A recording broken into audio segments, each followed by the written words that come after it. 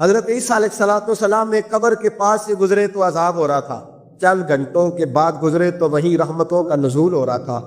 حضرت عیسیٰ عرض کرنے لگے، مولا میری مجال نہیں میں پوچھوں، چند گھنٹے پہلے یہاں عذاب تھا، اب یہیں کرم ہو رہا ہے۔ اللہ جس نے کوئی نیک عمل کیا تو ہے نہیں، خبر میں تو عمل ختم ہو جاتا ہے، اتنا کرم کیسے؟